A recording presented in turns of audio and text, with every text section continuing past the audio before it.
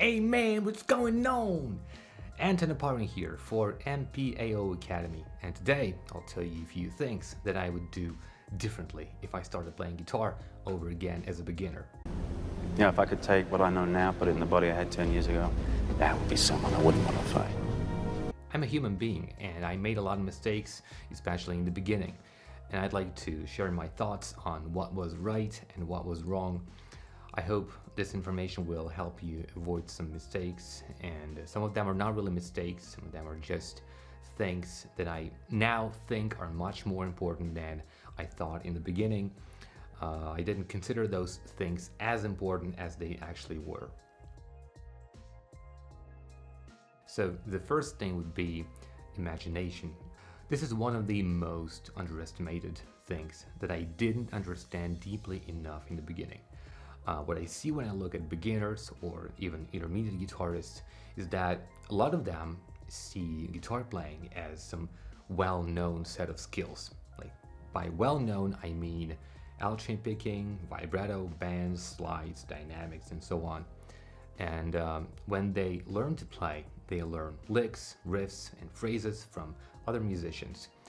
They learn shapes and certain sequences of actions on the fretboard. Like, now I play a scale in this direction, right? And then I do a bend, and you think this is a phrase, and the more phrases like that I will learn, the better my playing will become in the future.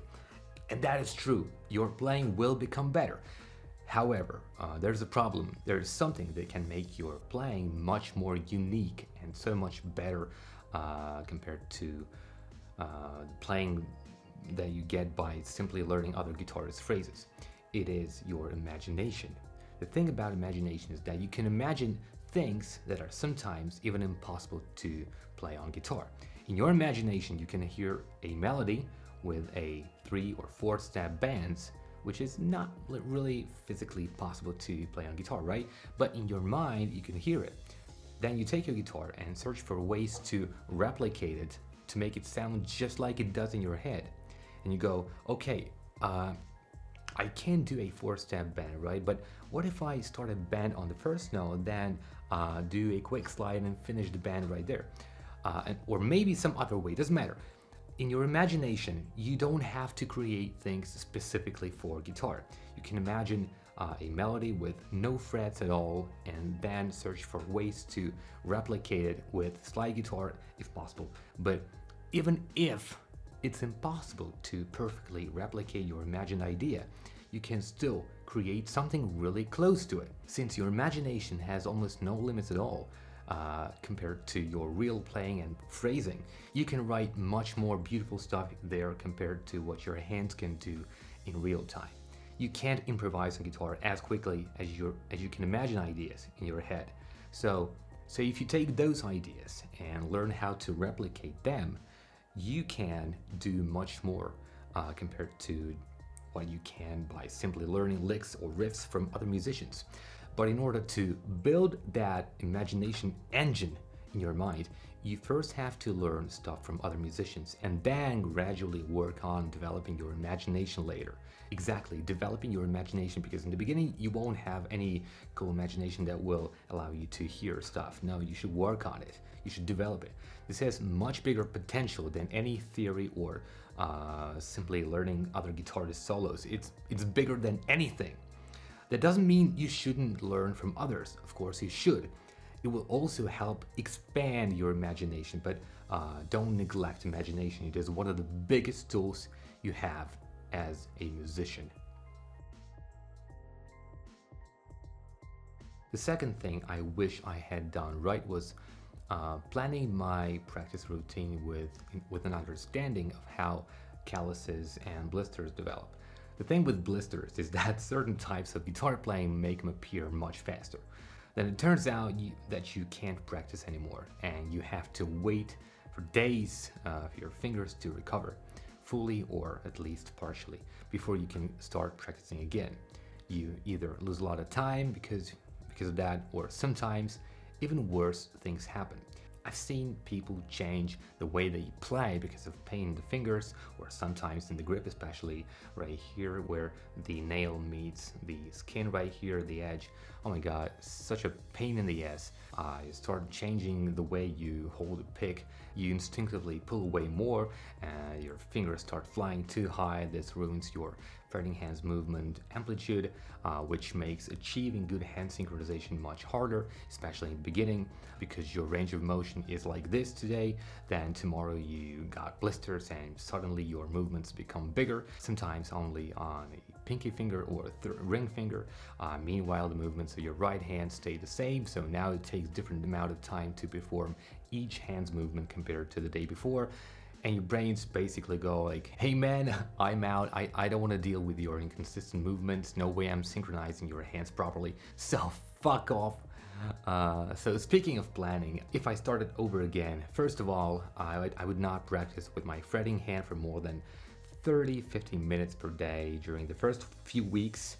I would increase the time gradually. If you feel like there's some sort of underskin pain, stop before it gets worse.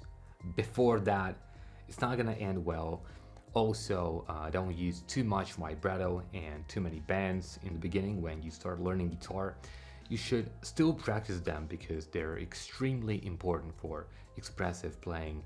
If you want your guitar playing to sound good, you need to work on vibrato, slides, bends, and all those details, but vibrato, and especially bends, will hurt your skin very, very quickly. So yes, you should work on them as a beginner, but don't overdo it. Try maybe 5-10 minutes per day at first, then over weeks and months, as your skin becomes thicker, you'll be able to play much longer. You gotta build some solid calluses first. But again, once you start feeling pain underneath the skin, stop. Give your fingers time to recover. Do some picking workouts, learn some licks without vibrato or bends, or practice solos without them. In my experience, practicing solos without vibrato and bends can sometimes let you practice twice as long. It's okay to feel some discomfort. We all went through that, but don't let it escalate quickly. So if the pain starts growing fast, stop right there. Don't use your fretting hand anymore that day. You will continue the next day if your skin feels better. If not, wait a bit more. You gotta balance it, always find a good balance. I'm talking about professional level practice here, not just casual hobby playing, although even hobby players can benefit from this, but this approach will help you practice more efficiently and in the long run become better faster. You will waste less time and have fewer problems with hand synchronization and other technical issues. I sometimes practiced even while my fingers hurt, and afterward I couldn't play for days. I was a bit too obsessed, you know, and that was my big mistake actually. I had to deal with problems related to movement amplitude and control it more, so be careful with your obsession. I could have practiced solos much longer and with more comfort if I had limited bands and vibrato early on. Usually it's better to stop a little earlier rather than too late. That makes your practice smarter and more efficient, and be smarter. Third thing would be waiting too long to start learning musical pieces as a beginner, or not waiting at all.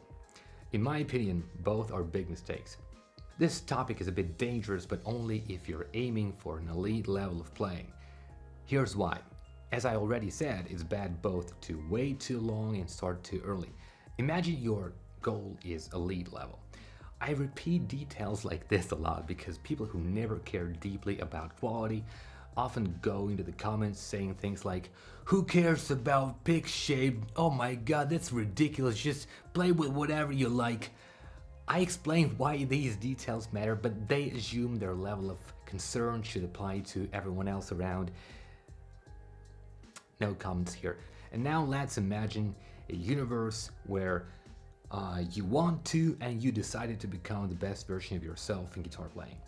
In this case, you should plan things carefully.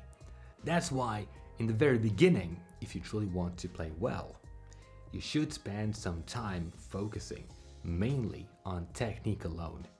Movements, trajectories, quality, positioning, and proper habits. Once you build good technical habits that will allow you to play anything you want in the future without rebuilding your foundation, once you establish those basics, sometimes even by practicing each hand separately and working in very slow tempos, that is the moment when you should start learning as many musical pieces as possible. Because once you develop good technical habits, your skills become stronger when you apply them in different musical situations, in different licks. That's how your brains develop skills. I talked about this a bit more scientifically in my video called Does the Universal Technique Exist? Go watch it if you haven't watched it yet. A skill is basically a program of maneuverability.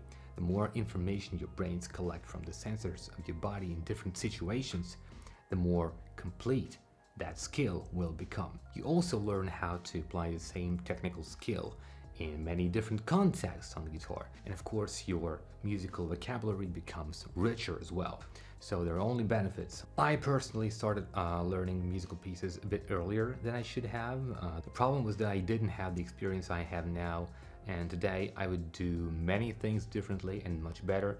Because of this mistake, I had to relearn a lot of things later, and relearning is incredibly hard. Like, once you build habits, rebuilding them means slowing down, reconstructing movements, and changing deeply ingrained habits. It's a horrible experience, trust me.